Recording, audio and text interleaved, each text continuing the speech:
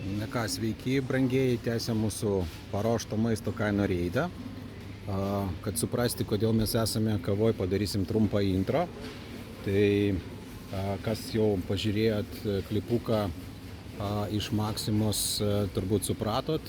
Tiems, kas nematė, paaiškinsim.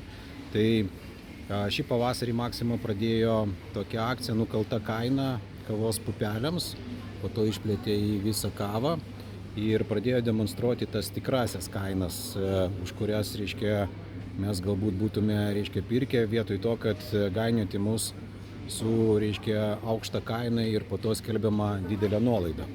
Tuo tarpu kiti prekybos tinklai liko dar po aukas su tom gąsdinančiom kainom. Tai čia dabar randamės Rimi. Tai malta kava Pradomo 500 gramų, čia kainuoja 12,99 ir neužilgo bus turbūt paskelbta kažkada tai akcija, kai šita kaina bus sumažinta iki kokių 7,99. Arba kaip dabar Pavligų yra kaina paskelbta 11,59, bet su mano Rimi 7,29.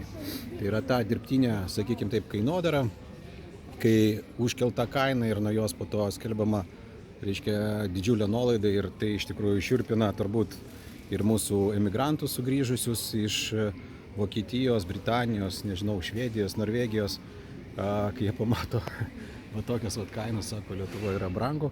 Bet čia yra viena iš išdavų, kad tiesiog pas mus yra ta dirbtinė nuolaida daroma. Tai dabar Maksima yra išplėtusi šitas nuolaidas į paruoštą maistą.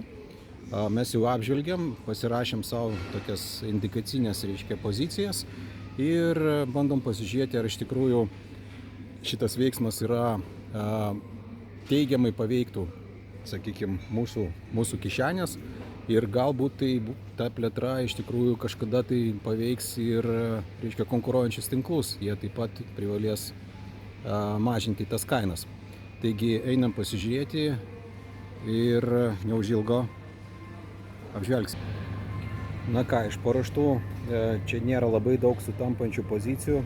Ir dar viena problemėlė lyginimui, tai Rimi tyčia nerodo, reiškia, kilogramo kainą, iš karto rodo, reiškia, gramus, 260 gramų kaip pavyzdys, ir kaina vieneto.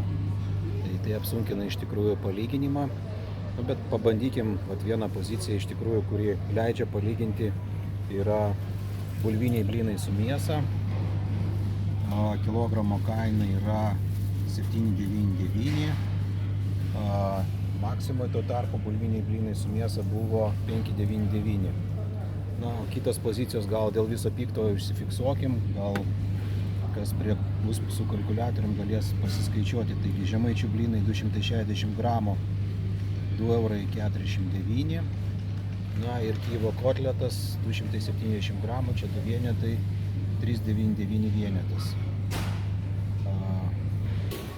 Kągi, tęsiant, su salotomis šiek tiek yra paprasčiau. Taigi yra naminė mišrainė ir baltoji mišrainė. Iš principo kainos yra tokios pačios, 1,79 € už 300 gramų arba 5,97 € už kilogramą. Taigi Maksimoje po tų visų nukalimų naminė ir lietuviškas salotos kainuoja 3,97 €. Toliau ryžių salotos su krabų skonio lazdelėmis 300 gramų, 1,79 €, kilogramo kaina 5,97 €. Maksimoje mes matėm tokias salotas 4,63 €. Na ir pikantiškos salotos, kurias mes atrinkom, 300 gramų, 2,45 €, kilogramo kaina 8,17 €. Maksimoje pikantiškos salotos kainavo 7,30 €. Taigi čia pavyko geriau palyginti. Na, o konditerijoje nors yra pakankamai liktai nemažai pozicijų, tai palyginimui realiai yra tik tai sutampantis yra šitas plokšteinis. Pyragas Draugystė. Jo kaina, kilogramo kaina yra 10,99 €. Tuo tarpu Maksimoje po kainų nukalimo mes jį matėme po 8,44 €. Tai turbūt tiek tada apie šitą palyginimą. gal mes kainų skirtumus iš tikrųjų nustatyti taip labai jau tiksliai, preciziškai ir nelabai ir galim, nes šitie gaminiai gali skirtis sudėdamoji dalis, ar tai sviestas, ar tai margarinas, ar tai palmių aliejus, gali būti ingredientų skirtumai ir panašiai. Bet pats faktas, kad vietoj tokios, reiškia, kainodaros, kada yra tiesiog aukštos kainos braukiamos ir skelbiamos nuolaidos ir taip tampa mus rinktis ne tai, ko mes norim, o tas, kas yra nukainuota. Iš principo turbūt palankesnė kainodara, kai mes galime iš ties pasirinkti tai, ką mes norime už prieinamą kainą.